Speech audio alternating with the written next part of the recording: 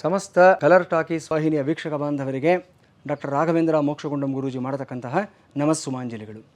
ಹರಿ ಓಂ ತತ್ಸತ್. ಪ್ರಿಯ ವೀಕ್ಷಕರೇ, ನಿಮ್ಮ ನೆಚ್ಚಿನ ಕಲರ್ ಟಾಕೀಸ್ ವಾಹಿನಿಗೆ ನಿಮಗೆಲ್ಲರಿಗೂ ಸಹ ಹಾರ್ದಿಕವಾದ ಸುಸ್ವಾಗತ. ಈ ದೃಶ್ಯಾವಳಿಯಲ್ಲಿ ಗುರುವಿನ ಪಥ ಬದಲಾವಣೆ ಮತ್ತು ಅದರ ಆಧಾರದಲ್ಲಿ ದ್ವಾದಶ ರಾಶಿಯವರ ಮೇಲೆ ಆಗತಕ್ಕಂಥ ಎಲ್ಲ ಪ್ರಭಾವಗಳ ಬಗ್ಗೆ ನಾವು ಪರಿಶೀಲನೆಯನ್ನು ಮಾಡೋಣ. ಮುಂದಿನ ರಾಶಿ ಸಿಂಹರಾಶಿ. ಸಿಂಹರಾಶಿಯವರಿಗೆ ವಿಶೇಷವಾಗಿ ಏನಂತಂದರೆ ನೋಡಿ, ನಿಮಗೆ ಆ 5ನೇ ಮನೆ ಮತ್ತು 8ನೇ ಮನೆ ಅಧಿಪತಿ ಆಗಿರತಕ್ಕಂಥ ಗುರು ವ್ಯಯಸ್ಥಾನದಲ್ಲಿ ಕೂತ್ಕೊಂಡಿದ್ದಾನೆ. ಬಹಳಷ್ಟು ಜನ ಸಿಂಹರಾಶಿಯವರು ಹೇಳ್ತಾ ಇರ್ತಾರೆ, ಏನು ಗುರುಗಳೇ, ಯಾವ ಯೂಟ್ಯೂಬರ್ಸ್ ನೋಡಿದ್ರು, ಯಾವ ಚಾನಲಲ್ಲಿ ನೋಡಿದ್ರು ನಮಗೆ ನೆಗೆಟಿವೇ ಹೇಳ್ತಾ ಇರ್ತಾರೆ ಅಂಥೇಳಿ ನಾವು 12 ರಾಶಿಗಳದ್ದು ಒಂದು ಲಿಸ್ಟ್ ಮಾಡ್ಕೊಂಡು ನೋಡಿದಾಗ ತುಂಬ ಕಡಿಮೆ ವ್ಯೂಸ್ ಬಂದಿರೋದು ಯಾವುದಾದ್ರೂ ರಾಶಿ ಇದೆ ಅಂತಂದರೆ ಅದು ಸಿಂಹರಾಶಿನೇ ಆಗಿರುತ್ತೆ. ಕಾರಣ ಏನಂತಂದರೆ ಪಾಪ ಅವ್ರು ನೋಡೋದಕ್ಕೆ ಹೋಗೋದಿಲ್ಲ. ಎಲ್ಲರೂ ನಮಗೆ ನೆಗೆಟಿವ್ ಹೇಳ್ತಾರೆ, ಎಲ್ಲರೂ ನಮಗೆ ರಿವರ್ಸ್ ಆಗಿ ಹೇಳ್ತಾರೆ, ಯಾಕೆ ನೋಡಬೇಕು ಅನ್ನೋ ಒಂದು ಮೈಂಡ್ ಸೆಟ್ ಇಟ್ಕೊಂಡ್ಬಿಟ್ಟಿರ್ತೀರ. ಈಗ ಆಲ್ರೆಡಿ ನಿಮಗೆ ಅಷ್ಟಮ ಶನಿ ನಡೀತಾ ಇದೆ, ಸಪ್ತಮದಲ್ಲಿ ರಾಹು ಇದ್ದಾನೆ. ಇದೆಲ್ಲದರ ಫಲಿತಾಂಶಗಳನ್ನು ಇದೇ ವಾಹಿನಿಯಲ್ಲಿ ನಾನು ನಿಮಗೆ ತಿಳಿಸ್ಕೊಟ್ಟಿದ್ದೀನಿ. ಏನೇನು ಸಮಸ್ಯೆಗಳಾಗುತ್ತೆ, ಯಾವ ರೀತಿ ಮುನ್ನೆಚ್ಚರಿಕೆ ತೆಗೆದುಕೊಳ್ಳಬೇಕು ಅನ್ನತಕ್ಕಂಥದ್ದು.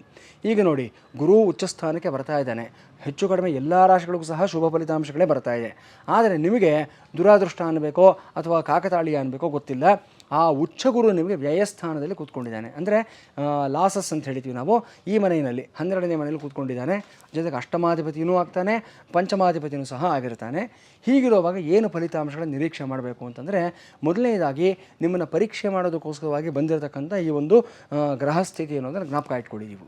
ಸೊ ನಿಮ್ಮ ಆತ್ಮಸ್ಥೈರ್ಯ, ನಿಮ್ಮ ಕೆಪ್ಯಾಸಿಟಿ, ನಿಮ್ಮ ಒಂದು ಮಾರಲ್ಸು, ಎಥಿಕ್ಸು ಎಲ್ಲವನ್ನು ಪರೀಕ್ಷೆ ಮಾಡ್ತಕ್ಕಂಥ ಒಂದು ಸಮಯ ಇದಾಗಿರುತ್ತೆ. ಅಷ್ಟಮಾಧಿಪತಿ ಅಂದರೆ ಕಂಟಕಾಧಿಪತಿ ಆಗಿರ್ತಾರೆ ಗುರು. ಸೊ ಭಗವಂತ ಯಾವುದೋ ರೂಪದಲ್ಲಿ ಎಷ್ಟೋ ಪುರಾಣದ ಕಥೆಗಳನ್ನು ನಾವು ಕೇಳ್ತಾ ಇರ್ತೀವಿ. ಯಾರೋ ಋಷಿಗಳು ಬಂದರು, ಯಾರೋ ಮುನಿಗಳು ಮನೆಗೆ ಬಂದರು, ಅಲ್ಲಿರ್ತಕ್ಕಂಥ ಒಬ್ಬ ರಾಜಕುಮಾರಿಯನ್ನು ಅಥವಾ ಮತ್ತೊಬ್ಬ ರಾಜಕುಮಾರನನ್ನು ಪರೀಕ್ಷೆ ಮಾಡೋದಕ್ಕೋಸ್ಕರ ಬಂದರು. ಅವ್ರು ಕೇಳ್ತಕ್ಕಂಥ ಒಂದು ಕೆಲವು ಗೊಂದಲಮಯವಾದಂಥ ಪ್ರಶ್ನೆಗಳಿಗೆ ಇವನು ಉತ್ತರ ಕೊಡೋಕ್ಕಾಗದೆ ತಬ್ಬಿಬ್ಬಾಗಿ ಹೋಗ್ತಾನೆ, ಸಮಸ್ಯೆಗಳನ್ನು ತಂದುಕೊಡ್ತಾನೆ ಅನ್ನತಕ್ಕಂಥದ್ದು. ಸೊ ನೈತಿಕ ಪರೀಕ್ಷೆ ಅಂದರೆ ಒಂದು ಮಾರಲ್ ಟೆಸ್ಟಿಂಗ್ ಆಗತಕ್ಕಂಥ ಒಂದು ಸಮಯ ಇದಾಗಿರುತ್ತೆ. ನಿಮ್ಮನ್ನು ಕುಲುಮೆಯಲ್ಲಿ ಅದ್ದಿ ತಿದ್ದಿ ತೀಡಿ ಇನ್ನಷ್ಟು ನಿಮ್ಮನ್ನು ಒಂದು ಬಂಗಾರವನ್ನು ಹೊಳಪಾಗಿಸ್ತಕ್ಕಂಥ ಒಂದು ಸಮಯ ಇದಾಗಿರುತ್ತೆ. ಸೊ ಈ ಕಷ್ಟವನ್ನು ಈ ಸಮಯದಲ್ಲಿ ನೀವು ಸಹಿಸ್ಕೊಂಡು ಬಿಟ್ಟರೆ ಪುಟವೆಟ್ಟಿ ಚಿನ್ನವಾಗ್ತೀರಾ, ಅಪರಂಜಿ ಆಗ್ತೀರಾ. ನಂತರ ನಿಮ್ಮನ್ನು ಯಾರೂ ತಡೆಯೋದಕ್ಕಾಗೋದಿಲ್ಲ.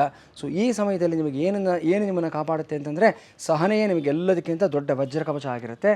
ಸೊ ತಾಳ್ಮೆಯಿಂದ ನಿಧಾನವಾಗಿ ನೀವು ಹೆಜ್ಜೆ ಇಡೋದನ್ನು ಈ ಸಮಯದಲ್ಲಿ ರೂಢಿಯನ್ನು ಮಾಡ್ಕೋಬೇಕಾಗುತ್ತೆ. ಏನೇ ಸಮಸ್ಯೆ ಬಂದರೂ ಅಷ್ಟೇ ಅದನ್ನು 2 ಆ್ಯಂಗಲ್ನಲ್ಲಿ ನೀವು ವಿಶ್ಲೇಷಣೆಯನ್ನು ಮಾಡಬೇಕಾಗತ್ತೆ. ನೇರವಾಗಿ ಅದಕ್ಕೆ ದುಡುಕಿ ನೀವು ರಿಯಾಕ್ಟ್ ಮಾಡೋದಕ್ಕೆ ಯಾವುದೇ ಕಾರಣಕ್ಕೂ ಹೋಗಬಾರ್ದು. ಇದು ನಾನು ನಿಮ್ಮ ಮೊದಲನೇದಾಗಿ ಹೇಳಿರ್ತಕ್ಕಂಥ ಮುನ್ನೆಚ್ಚರಿಕೆ ಆಗಿರುತ್ತೆ.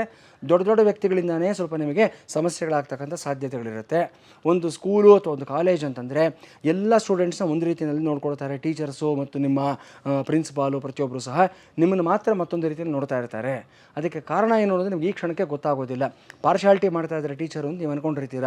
ಸೊ ನೀವು ಇನ್ನಷ್ಟು ಪ್ರಬುದ್ಧರಾಗಬೇಕು, ಇನ್ನಷ್ಟು ಮೆಚೂರ್ ಆಗಬೇಕು ಅನ್ನೋ ಕಾರಣಕ್ಕೋಸ್ಕರವಾಗಿ ನಿಮಗೆ ಕೆಲವು ಹಾರ್ಶ್ ಟೆಸ್ಟ್ಗಳನ್ನ ಕೊಡ್ತಾ ಇದ್ದಾರೆ ಅನ್ನೋದನ್ನ ಅರ್ಥ ಮಾಡ್ಕೊಳ್ಳಿ. ಸೊ ಅವ್ರ ಮೇಲೆ ನೀವು ಕೋಪ ಮಾಡ್ಕೊಳ್ಳೋದ್ರಿಂದ ಗುರುವಿನ ಮೇಲೆ ಮುನಿಸ್ಕೊಂಡ್ರೆ ನಮಗೆ ಸಿಗತಕ್ಕಂಥದ್ದು ಲೈಫ್ನಲ್ಲಿ ಏನೂ ಇರೋದಿಲ್ಲ. ಗುರು ನಮ್ಮ ಮೇಲೆ ಮುನಿಸ್ಕೊಂಡ್ರೆ ನಮ್ಮನ್ನು ಕಾಪಾಡತಕ್ಕಂಥವ್ರು ಯಾರೂ ಇರೋದಿಲ್ಲ. ಹಾಗಾಗಿ ಎರಡೂ ತಪ್ಪುಗಳಿಗೆ ಯಾವತ್ತೂ ಸಹ ಆಸ್ಪದವನ್ನು ಕೊಡೋದಕ್ಕೆ ಹೋಗಬಾರ್ದು. ಸೊ ಸಿಂಹರಾಶಿನವರು ಕೇರ್ಫುಲ್ ಆಗಿರಿ. ದೊಡ್ಡವರ ಒಂದು ಆಗ್ರಹಕ್ಕೆ ತುತ್ತಾಗಬೇಡಿ. ಅವ್ರ ಜೊತೆಯಲ್ಲಿ ಕೋಪತಾಪ ಮಾಡಿಕೊಳ್ತಕ್ಕಂಥದ್ದು ಅಥವಾ ಒರಟಾಗಿ ಮಾತನಾಡ್ತಕ್ಕಂಥದ್ದು, ದುಡುಕಿ ಮಾತನಾಡ್ತಕ್ಕಂಥದ್ದು ಯಾವುದೇ ಕಾರಣಕ್ಕೂ ಮಾಡೋದಕ್ಕೆ ಹೋಗಬಾರ್ದು. ಪರ್ಟಿಕ್ಯುಲರ್ಲಿ ಸ್ಟೂಡೆಂಟ್ಸ್ಗೆ ಈ ಮಾತನ್ನು ಹೇಳ್ತಾ ಇದ್ದೀನಿ ನಾನು. ಇನ್ನು ಅಷ್ಟಮಾಧಿಪತಿ ಆಗಿರ್ತಕ್ಕಂಥ ಗುರು ವ್ಯಯಸ್ಥಾನದಲ್ಲಿರುವಾಗ ಹೆಚ್ಚು ಖರ್ಚು ವೆಚ್ಚಗಳಾಗ್ತಕ್ಕಂಥ ಸಾಧ್ಯತೆಗಳಿರುತ್ತೆ. ನಿಮಗೆ ಹಲವಾರು ಪದಾರ್ಥಗಳನ್ನು ನೀವು ಅಗತ್ಯ ಇರಲಿ ಇಲ್ಲದೆ ಹೋಗಲಿ ಕೊಂಡ್ಕೊಳ್ತಕ್ಕಂಥ ಒಂದು ಸಾಧ್ಯತೆಗಳಿರುತ್ತೆ. ಆ ಕೊಂಡ್ಕೊಂಡ ಪದಾರ್ಥಗಳನ್ನು ನೀವು ಬಳಸುವಂಥ ಸಾಧ್ಯತೆಗಳು ತೀರಾ ಕಡಿಮೆ ಇರುತ್ತೆ. ಸೊ ಕೇರ್ಫುಲ್ ಆಗಿರಿ. ಯಾವುದು ಡೆಡ್ ಇನ್ವೆಸ್ಟ್ಮೆಂಟ್ ಆಗದೆ ಇರೋ ರೀತಿಯಲ್ಲಿ ನೋಡ್ಕೋಬೇಕಾಗುತ್ತೆ ನೀವು. ಇನ್ನು ಹಲವಾರು ವ್ಯಕ್ತಿಗಳಿಗೆ, ಈ ಮಧ್ಯವಯಸ್ಸಿನ ವ್ಯಕ್ತಿಗಳು 38ರಿಂದ 46 ವಯೋಮಾನದಲ್ಲಿರತಕ್ಕಂಥ ಗಂಡಸರು ಮತ್ತು ಹೆಂಗಸರು ಇಬ್ಬರಿಗೂ ಅಷ್ಟೇ ನಿದ್ರಾಹೀನತೆ ಜಾಸ್ತಿ ಆಗ್ತಕ್ಕಂಥ ಸಾಧ್ಯತೆ ಇರುತ್ತೆ. ನಿಮಗೆ ಅಂತ ಒಂದು ಸ್ಪೆಸಿಫಿಕ್ ಟೈಮ್ ಟೇಬಲ್ನ ಹಾಕ್ಕೊಳ್ಳಿ. ಆ ಟೈಮ್ ಟೇಬಲ್ನಲ್ಲಿ ಮಲ್ಕೊಳ್ಳಿ, ಆ ಟೈಮ್ ಟೇಬಲ್ನ ಊಟ ಮಾಡಿ, ಅದೇ ಪ್ರಕಾರವಾಗಿ ಕೆಲಸ ಮಾಡ್ಕೊಂಡು ಹೋಗಿ. ಇದನ್ನು ಫಾಲೋ ಮಾಡಲಿಲ್ಲ ಅಂತಂದರೆ ವ್ಯಯಸ್ಥಾನದಲ್ಲಿರತಕ್ಕಂಥ ಗುರು ಆಲ್ರೆಡಿ ನಿಮಗೆ ನಿದ್ರಾಹೀನತೆಯನ್ನು ಕೊಡ್ತಾ ಇದ್ದಾನೆ. ಇದರ ಜೊತೆಗೆ ನೀವು ಮಾಡ್ಕೊಳ್ತಕ್ಕಂಥ ಲೈಫ್ ಸ್ಟೈಲ್ ಚೇಂಜಸ್ಸಿಂದನೂ ಇನ್ನಷ್ಟು ಸಮಸ್ಯೆಗಳು ಜಾಸ್ತಿ ಆಗ್ತಾ ಹೋಗುತ್ತೆ. ಕೇರ್ಫುಲ್ ಆಗಿರಬೇಕಾಗುತ್ತೆ ಸಿಂಹರಾಶಿನವರು ಈ ವಿಚಾರದಲ್ಲಿ. ಕೆಲವರಿಗೆ ಈ ಸಮಯದಲ್ಲಿ ಕೆಲವು ವಿಲಕ್ಷಣವಾದಂಥ ಕನಸುಗಳು ಬೀಳುವಂಥ ಸಾಧ್ಯತೆಗಳು ಜಾಸ್ತಿ ಇರುತ್ತೆ. ಸೊ ನಿದ್ರಾಹೀನತೆ ಒಂದು ಸಮಸ್ಯೆ ಆದರೆ, ಎರಡನೇದು ಸ್ವಪ್ನದಲ್ಲಿ ಹಲವಾರು ಸಂಕೇತಗಳು ಬರುವಂಥದ್ದು, ಅದರಿಂದ ನೀವು ಭಯಭ್ರಾಂತರಾಗ್ತಕ್ಕಂಥ ಸಾಧ್ಯತೆಗಳು ಇರುತ್ತೆ. ಈ ಇಂಟರ್ಪ್ರಿಟೇಷನ್ ಆಫ್ ಡ್ರೀಮ್ಸ್ ಅನ್ನತಕ್ಕಂಥದ್ದು ಒಂದು ಸಪರೇಟ್ ಸಬ್ಜೆಕ್ಟ್ ಆಗಿರುತ್ತೆ. ಅತಿ ಶೀಘ್ರದಲ್ಲೇ ನಿಮ್ಮ ಇದೇ ಕಲರ್ ಟಾಕೀಸ್ ವಾಹಿನಿಯಲ್ಲಿ ಇದ್ರ ಬಗ್ಗೆನೇ ವಿಸ್ತಾರವಾಗಿ ನಾನು ವಿಚಾರಗಳನ್ನು ತಿಳಿಸ್ತಾ ಹೋಗ್ತೀನಿ.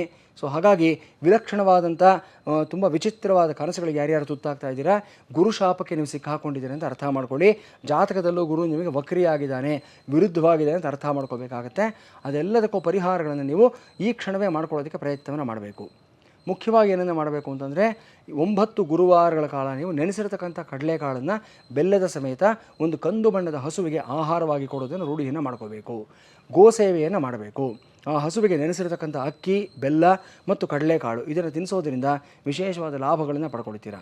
ಅದೇ ಪ್ರಕಾರ ಈ ಒಂದು ಸಾಧು ಸಂತರ ಒಂದು ಸೇವೆಯನ್ನು ಮಾಡತಕ್ಕಂಥದ್ದು, ಶುಶ್ರೂಷೆಯನ್ನು ಮಾಡತಕ್ಕಂಥದ್ದು ಸಹ ನಿಮಗೆ ವಿಶೇಷವಾದ ಫಲಿತಾಂಶಗಳನ್ನು ಕೊಡುತ್ತೆ. ಎರಡನೆಯದು ಪ್ರಾಣಿ ಸೇವೆ ಅಂತ ಹೇಳ್ತೀವಿ ನಾವು, ಜೀವ ಸೇವಾ ಅನ್ನತಕ್ಕಂಥದ್ದು.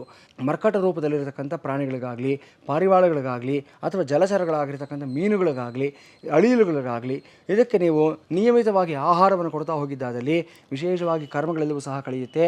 ಈ ಒಂದು ಗುರುದೋಷದಿಂದ ಹೊರಗಡೆ ಬರೋದಕ್ಕೆ ನಿಮಗೆ ಅನುಕೂಲ ಆಗುತ್ತೆ. ಇದರ ಜೊತೆ ನೀವೇನನ್ನು ಮಾಡಬೇಕು ಅಂತಂದರೆ, ಒಂದು ಕಲ್ಯಾಣೋತ್ಸವ ಸೇವೆಯಲ್ಲಿ ಭಾಗವಹಿಸಬೇಕಾಗತ್ತೆ. ಯಾವ ದೇವರಿಗೆ ಅಂತಂದರೆ ನಿಮ್ಮ ಮನೆ ದೇವರಾಗಿರುತ್ತೆ.